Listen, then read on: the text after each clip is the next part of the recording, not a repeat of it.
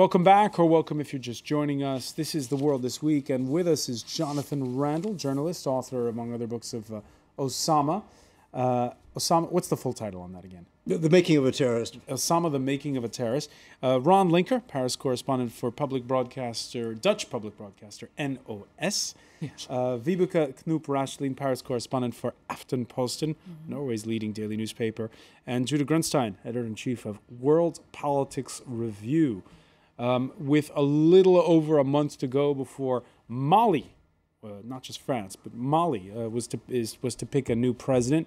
On Wednesday, gunfire breaking out in the capital, and in the pre-dawn hours of Thursday, an all-too-familiar scenario for Africa. Young, non-commissioned officers and privates going on state television, calling themselves, here, I got to look it up here, the National Committee for the Bolstering of Democracy and the Restoration of the State. That's a mouthful. In French, the CNRDR. And they were announcing that lame duck president Amadou Toumani Touré was out.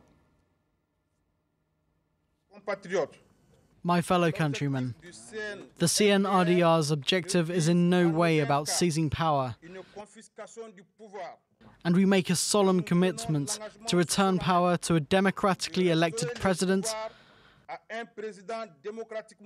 once national unity and territorial sovereignty are re-established. No word, by the way, on the whereabouts right now of the president. Territorial sovereignty, an issue because soldiers, demoralized and fed up with what they perceive as a kid gloves handling of the Tuareg rebellion in the north of the country. There you see the map.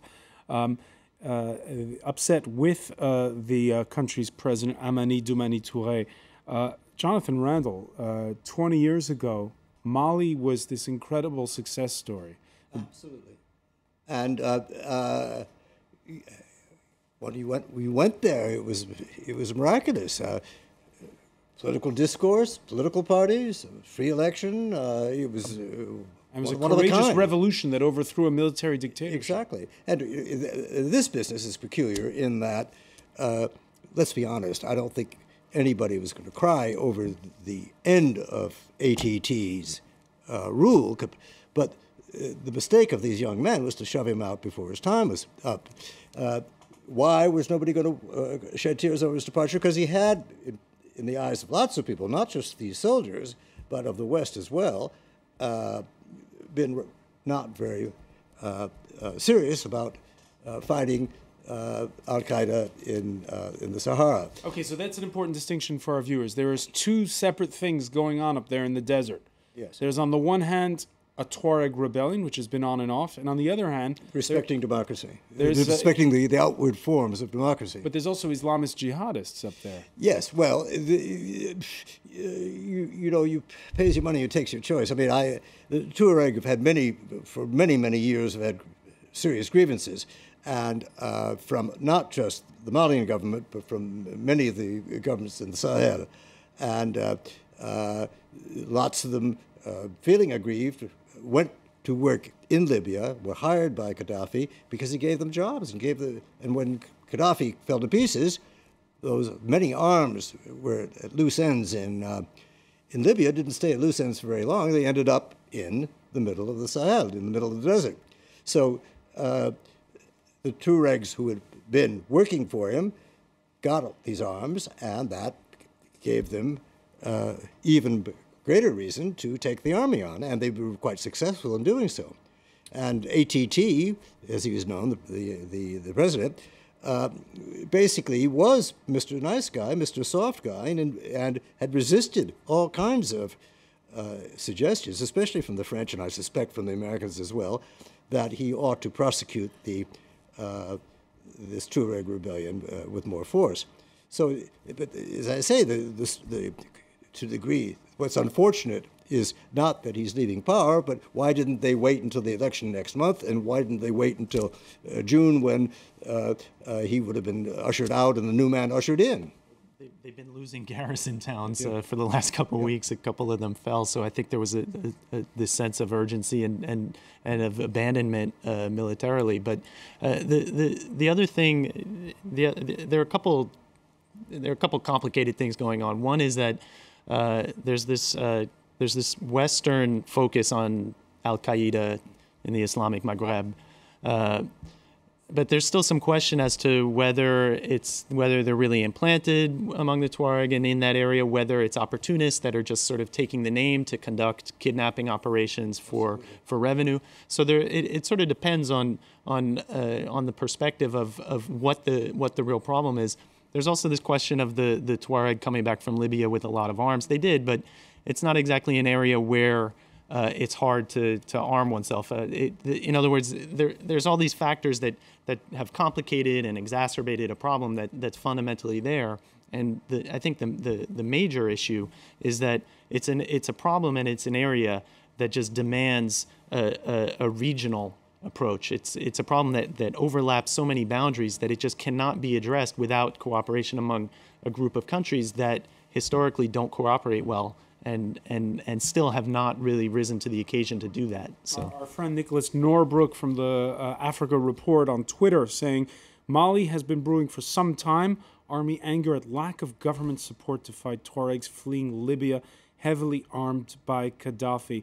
And Ron Linker, that really is one of the aspects. It's sort of the ghost of Libya hanging over this. Gaddafi, who in the past had sometimes brokered agreements between the Tuaregs and the governments in the Sahelian region. And also, I understand there are significant economic ties between the two countries, Libya and Mali. At least the former regime in Libya supported Mali, kept it going. So now that has fallen away, has been gone, this whole country is going down the drain, it seems. And the soldiers, from what I understand, were incensed because the government did not do enough for their plight. They've lost a lot of soldiers, and the president and the government were not giving them the proper dues. That's what that what triggered it. And again, Mali hailed as an example for Africa, a country where for 2 decades after a brutal military dictatorship, incumbents had since kept their promises. When it was time to step aside, they did so. Today, most politicians keeping a low profile, and the putschist soldiers not behaving very well, it seems. Residents, both cowed, but at the same time frustrated by the looting. People are afraid because of the soldiers.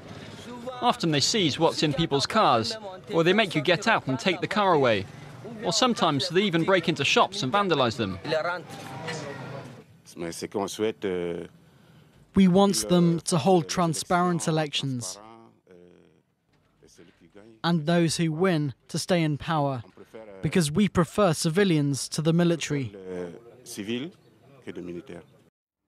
And Vibeke Knoop-Raslin, your thought? There is a Norwegian family in Bamako right now. They tried to take a plane 2 days ago, but the airport was closed. Still closed as of this Friday. Yes, but they don't seem afraid at all. They say it's very quiet, it's very calm.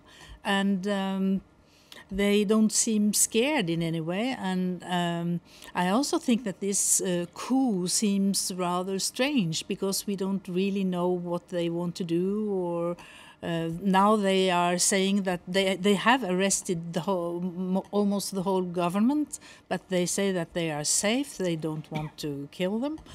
And the president has disappeared. We don't know where he is.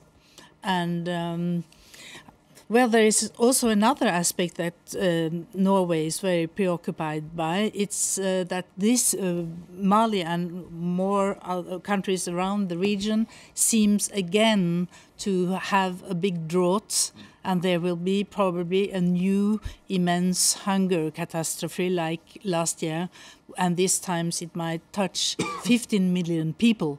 So I think maybe many of the people there are more preoccupied to get something to eat than to... The rebellion in the north was already making it difficult to prepare for that. And now with the coup, it's going to even be worse in terms of NGOs and humanitarian organizations. And that concern with poverty is an important one. Jonathan Reynold, when there were elections, turnout was never very high in Mali. Well, it's true of many countries, including our own, my own, the United States. So one can't really criticize them on that. But I think what the worrying aspect is yes, Gaddafi had this dream of the United States of the Sahel. Yes, the area is so enormous that international cooperation is absolutely necessary. Yes, also the French, although very interested, have been trying to get out of that part of Africa for a long time. So, and yes, the United States is tempted to try to fill some of those shoes, and this has to be very finely tuned, because the danger is going to be that the United States will come in very heavy-handed fashion, or that the French will come back. I mean, none of these things are bad, but this has to be handled with great dexterity, and because it requires international cooperation. The West should be careful about not trying to take it over, not allowing itself to be accused of neocolonialism. The United States, for instance, had an Africa Command, which was set up for quite some time ago, and for a long time. They've been training Malian soldiers as well. Yes, but they haven't headquartered it in West Africa because they know that could be very badly interpreted. And for once, the American military has been very light on the ground and somewhat subtle. I mean, unlike Central Command, let's not go into Iraq and Afghanistan, but it's very important that kind of... To strike the right balance. Yeah. Well, they actually were trying to get a headquarters somewhere in Africa, and they couldn't because popular opinion just wouldn't really permit it. And as a result, they have it has been a command that's been much more in terms of training and cooperation with really the on the ground. Yeah. And the French, the French used to be very nervous about the Americans. They finally coordinated. Both countries have coordinated. So Right. This is a setback. It is a setback, and we're going to look at one other issue, which is Syria, one that we've talked about on a weekly basis for the past year. And it's been another Friday of defiance and bloodshed. Amateur video appeared to show heavy gunfire in Homs this Friday, with other scenes of urban warfare claimed in cities such as Daraa. Thursday alone, human rights groups claimed 40 killed inside that country. The UN's refugee agency launching an appeal for money to deal with the huge outflow of Syrians fleeing their country. Meanwhile, in Brussels, sanctions slapped on the wife of Syria's president and 3 other family members, including Asma al-Assad's mother, as well as other members of the inner circle in Damascus, a travel and asset freeze that has its limits. That's because 36-year-old Asma al-Assad is British. And it was interesting today because Vibeke, the British Foreign Secretary in Brussels, saying, well, we can't really prevent her from coming, but we don't think she'll show up. No, maybe she shouldn't. But, the image of Basma has been rather changing, because in the beginning, well, she's rather beautiful, and it seemed to be a very young, modern couple. And then she was called the Rose of the Desert. And now she has kept a very low profile for years. And now she has got the spotlight on her again for 2 reasons. The first thing was that she approved publicly what her husband was doing. And the second was all the emails that were published. I think it was by The Guardian. Let's look at some of those emails right now. Yeah. Last week, we discovered that she likes shopping. And one email intercepted by The Guardian, there it is. I've just been notified that we have some stunning Christian Louboutin styles coming at the end of February. Those are shoes, by the way. These are really iconic pieces for spring and some fabulous styles. That email happening as the siege of Homs had already begun. So now she has changed name again. And she's changed her name on... No. How people call her. It's Marie Antoinette. Marie Antoinette, or Imelda Marcos, since it's shoes. But the emails sometimes as well. It's also happening at a time when the Syrian economy is being devastated by the unrest and by the sanctions that have been imposed on it.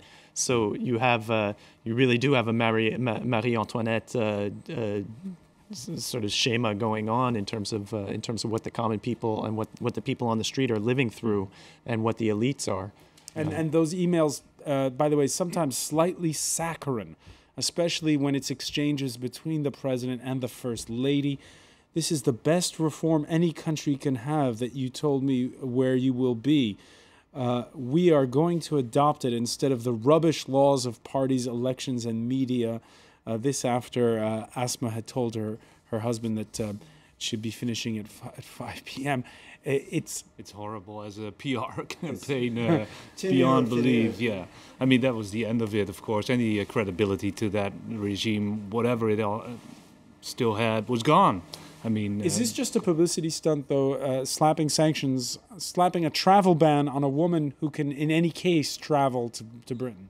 It's. I think it's symbolic, of course, but it shows that maybe it even shows that the European Union is getting more desperate because all other sanctions are not making any difference there, and just to put out this. The oil sanctions are apparently the ones that are doing the most harm. I mean, those are totally symbolic. Oh, there's another problem with Syria now, because one of the well-known organizations for human rights, Human Rights Watch, have just made a report saying that the opposition is using the same methods, torture, etc., as the regime. So it's a bit difficult now to know who you shall support. Of course, you won't support the regime. A final word on this from Jonathan Randall. Well, the fact of life, this is going on for a year. I see no end to it, and this regime has been preparing for just this kind of thing since it came to power in 1970. So, I mean, these are tough guys. They've got nowhere to go. Their backs against the wall, and shopping news or not, that's not going to. They have no shame. They know what they want to do, and that is to save their necks and stay in power. And nobody's figured out a way to stop them. All right, we're going to leave it there. Jonathan Randall, I want to thank you. I want to thank Vibeke Knoop Raschlin, Judah Grunstein, and Ron Linker. Thank you for being with us here for The World This Week.